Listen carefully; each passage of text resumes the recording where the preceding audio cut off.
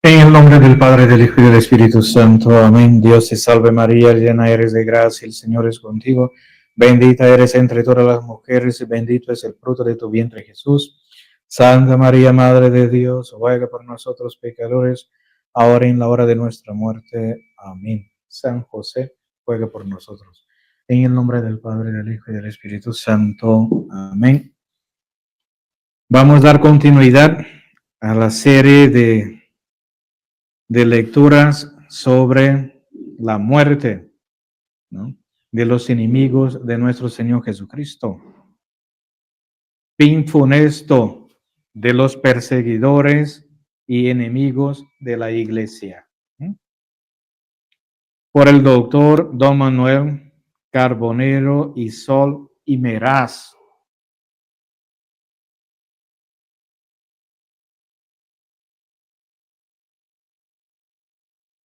Antes hablamos sobre Martín Lutero, que fue uno de los principales fundadores, ¿no?, de las sectas protestantes, y vamos a seguir todavía en esta serie de conferencias, ¿no?, sobre estos reformadores, ¿no?, o destruidores. Y el segundo personaje que vamos a ver es Juan Calvino. Murió año 1564 de nuestro Señor Jesucristo.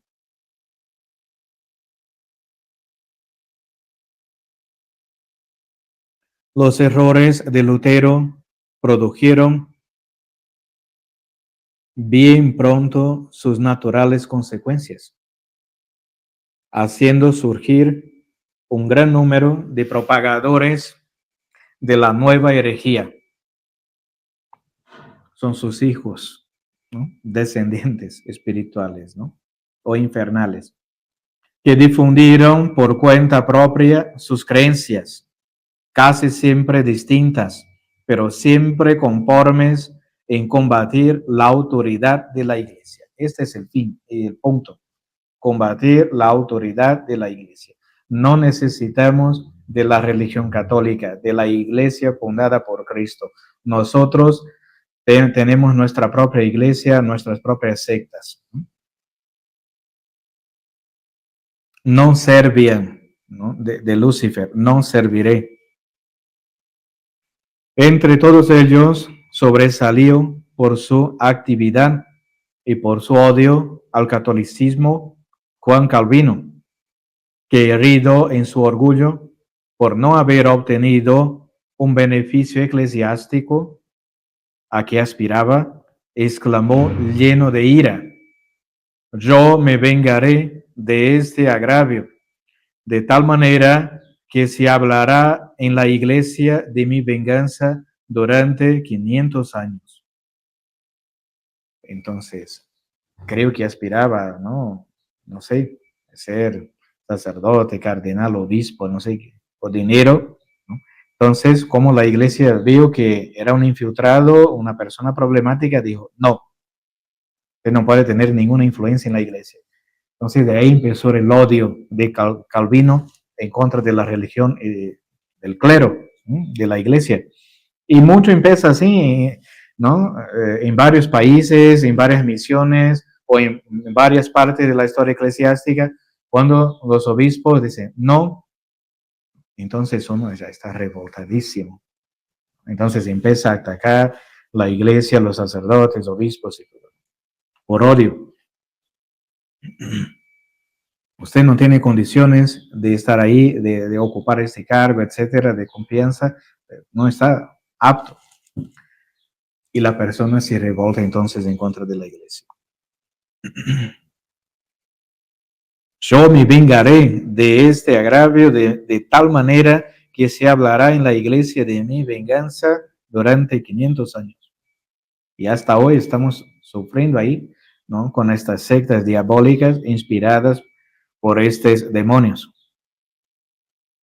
Este hecho basta por sí solo para dar a conocer el orgullo y la altiva arrogancia que caracterizaban a Calvino y que están confirmados por otros sucesos que consigna la historia y por varios testimonios de los mismos protestantes, que no dejan lugar a duda.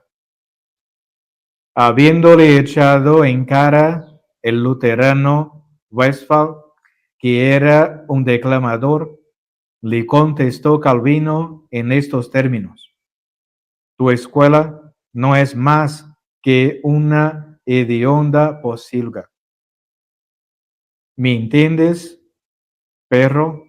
¿Me entiendes, frenético? ¿Me entiendes, gran bestia? Juan Jacob decía de él: ¿qué hombre ha habido jamás que fuera más mordaz, más dominante, más decisivo y más divinamente infalible? La más pequeña oposición que se le hiciese era una obra de Satanás, un delito que merecía la hoguera. Freudenfeld dice también de Calvino que es un verdadero monstruo de corrupción y de hipocresía, que anda siempre en las tinieblas. Todos sus pasos son calculados y sus ojos, en los que brilla una llama impura, lanzan miradas que matan, como las del basilisco.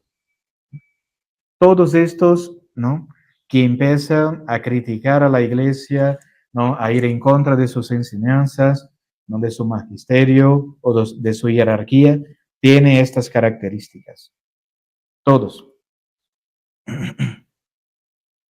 Corrupción por dinero e hipocresía, ¿no? Por esto atacan la iglesia.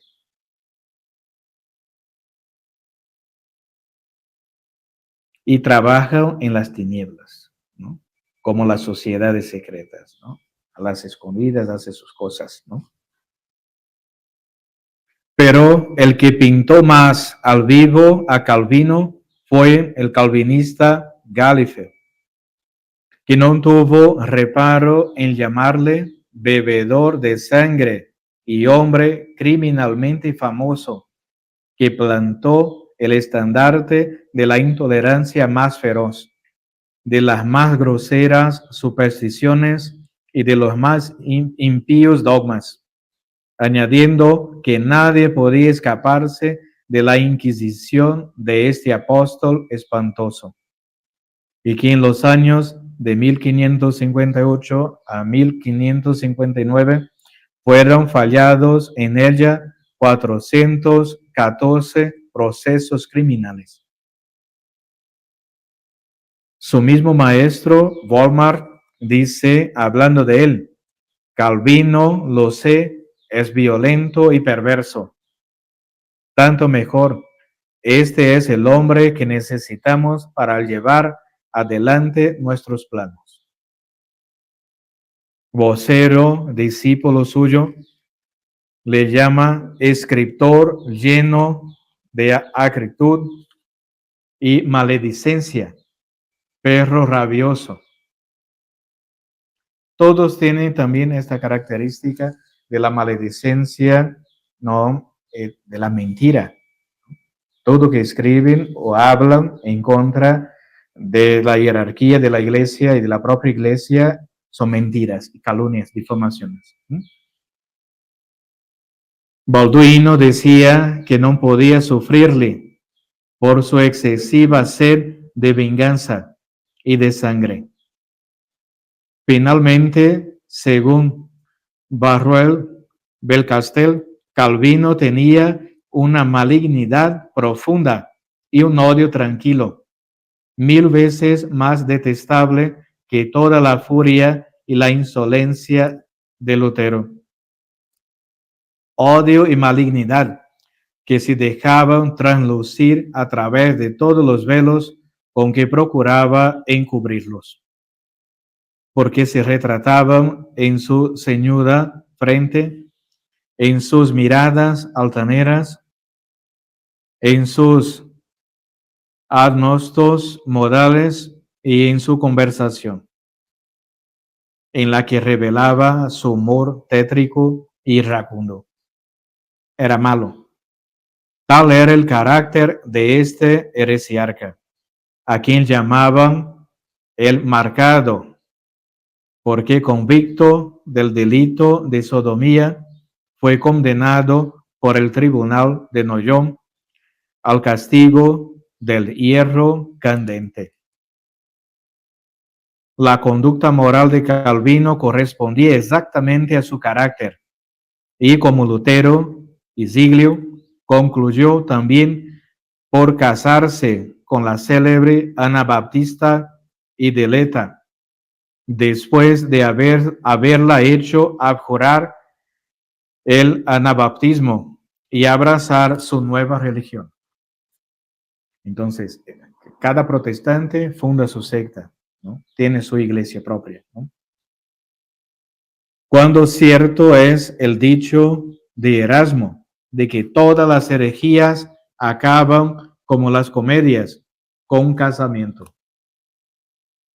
La inconstancia y las contradicciones en que incurrió el reformador francés son tan manifiestas que obligaron a muchos de sus secuaces a separarse de él, dando origen a muchos cismas cuyos sectarios recibieron los nombres de gonzaristas, arminianos, antilapsarios, postlapsarios, calvinistas rígidos y calvinistas laxos o tolerantes. O sea, una serie de sectas, ¿no?, detestables, abominables.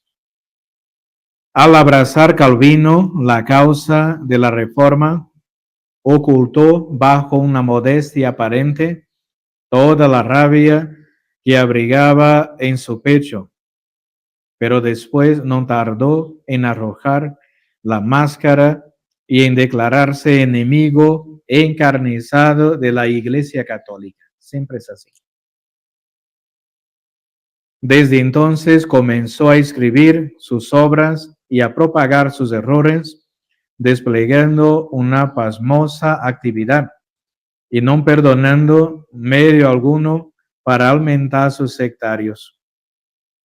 El sistema de Calvino difiere mucho del de Lutero, sobre todo bajo el punto de vista dogmático, por la horrible doctrina de la predestinación absoluta. Ya están salvos ellos. Suiza y especialmente Ginebra fueron la cátedra y el tribunal desde donde este hereje impuso más que propagó su doctrina. En efecto, detenido a su paso por aquella ciudad, a instancia de los novadores, redactó el símbolo de la fe, que debían jurar y depender todos los ginebrinos, y creó un consistorio espiritual que velara por la conservación de una estricta disciplina hasta en las relaciones mundanas. Estas medidas fueron confirmadas en una asamblea general del pueblo celebrada en el mes de julio de 1537. Y en virtud de esta ratificación, todos los ciudadanos de Ginebra debían abjurar lo que aquellos herejes llamaban idolatría del papado, o sea, abjurar de la Iglesia Católica. Calvino y sus secuaces plantearon por entonces en la capital la verdadera teocracia, contra la que tanto declaman los liberales, sus discípulos, y ejercieron una presión tan tiránica sobre las conciencias que el Consejo de Ginebra obligó a Calvino y otros a salir de la ciudad en el término de 3 días. Revolucionarios, ¿no? Entonces, ¿dónde pasaban? En las ciudades que pasaban, creaban problemas. Más tarde, el heresiarca pudo volver a Ginebra, restableció el consistorio espiritual y organizó un tribunal encargado de vigilar en sus menores detalles la conducta de los sospechosos a los novadores y de pedirles cuenta de las acciones más sencillas y aún de las palabras más inocentes. A consecuencia de estas pesquisas fueron desterrados muchos ginebrinos y otros condenados a muerte. De facto, la Inquisición protestante habla muchísimo mal y mentiras, ¿no? Y calumnias, sobre todo ellos, los protestantes, de la Inquisición católica, que juzgaban casos de herejías, escritos heréticos, ¿no? Pero ellos los condenaban a la muerte, mataban. Si no sigue la religión esta calvinista, los matamos. La República de Ginebra, en fin, gimió entonces bajo una tiranía inaudita, probando Calvino al mundo que era una mentira la libertad de conciencia y de creencia tan proclamada por la Reforma, y que los que tanto declamaban contra la autoridad de la Iglesia y contra la teocracia solo anhelaban destruir toda autoridad legítima para erigirse ellos mismos en tiranos de los pueblos y hasta de las conciencias. Entonces, vieron que la iglesia era una enemiga. Entonces, es necesario destruir, aplastar la iglesia para nosotros tomarnos ahí o estar en el lugar del poder. La muerte de Calvino fue tan desastrosa como correspondía a su vida y merecía sus crímenes. El protestante Schulzenberg la describe en los términos siguientes.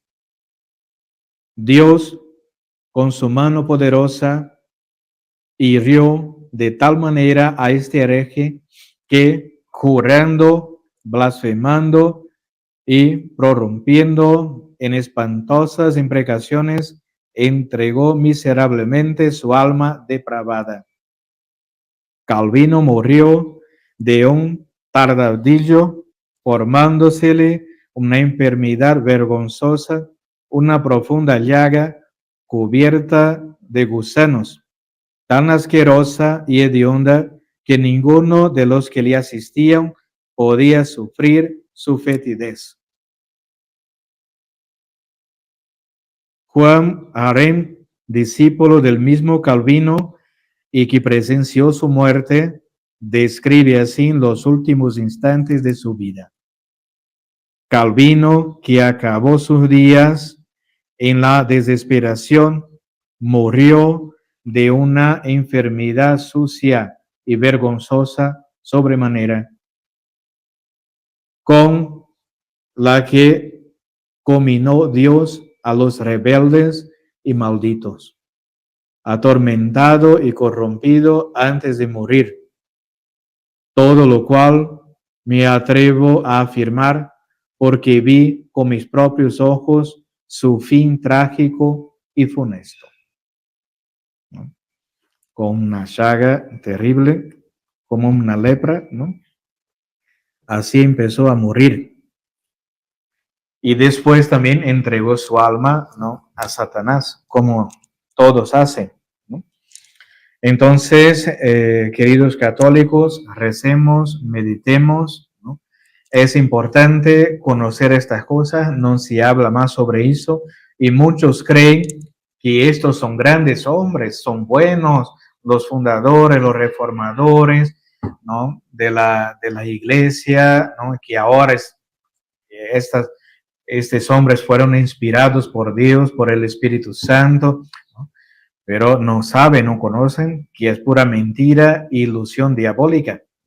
Y muchos siguen estos demonios, ¿no?, creyendo que están en la verdadera iglesia, que Cristo está ahí, que apoya esto, pero no saben, ¿no?, que la fundación de las sectas protestantes, por atrás de la fundación de las sectas protestantes, por las espaldas, ¿no?, está Satanás, están los demonios.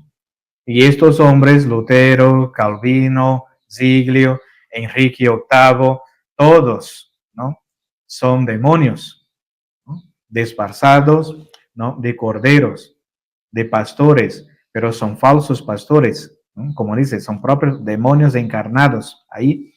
que están para destruir las almas. Entonces, por esto la importancia de estos videos para alertar a la gente, ¿no?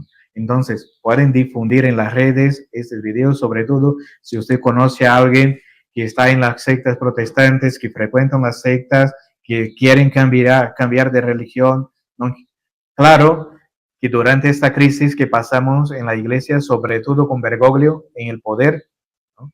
El usurpador ese de la cátedra de Pedro, mucha gente se escandaliza y cree que el protestantismo es la verdadera religión, ¿no? Que Dios está ahí en estas sectas, pero no es así, que Dios abandonó el catolicismo, ¿no? Porque como este hombre, Bergoglio, ahí, que también es un discípulo de Lutero, puso ahí en el Vaticano la imagen, la estatua de Lutero, ¿no? Que es un buen hombre, ¿no? Que sigue el evangelio y todo. Un católico ve esto y se queda escandalizado, o va a seguir, entonces, Lutero es bueno, es santo, entonces seguí el evangelio a Jesucristo, entonces me voy ahí con estas sectas. Pero atención, ¿no? Estas sectas protestantes son las puertas del infierno, ¿no? Si uno entra ahí, entra en el propio infierno y va a hacer de su vida un otro infierno. Y el fin de los apóstatas, de los herejes cismáticos, ahí estamos viendo cuál es el fin, ¿no? Entonces, recemos, pidamos la intercesión de Nuestra Señora, nuestra emperatriz, nuestra reina, que aplaste, ¿no? Estas herejías. Nuestra Señora es el terror de los demonios y de los herejes, ¿no? Que nos ayude, ¿no? Y la devoción a María, la devoción a la Santísima Virgen es el arma más importante que tenemos del Santísimo Rosario en contra, ¿no? De las herejías de estos herejes. San Pío V venció la batalla de Lepanto con el Rosario, ¿no? Entonces, recemos muchísimo y hay que estudiar y conocer estas cosas. Es muy importante. Por eso estamos difundiendo y pedimos a todos también que difundan ahí con sus parientes, amigos, familiares, ¿no? Conocidos, para alertar, ¿no? Es una alerta general, ¿no? En contra del demonio y de las sectas, ¿no? Que fundó el demonio. Porque el fundador de todas estas sectas y cismas y divisiones y separaciones es el propio demonio. Él vino exactamente para dividir la gente, para separar la gente de Dios, los creyentes, ¿no? De Dios. Ave María Purísima, sin pecado concebida. En el nombre del Padre, del Hijo y del Espíritu Santo. Amén.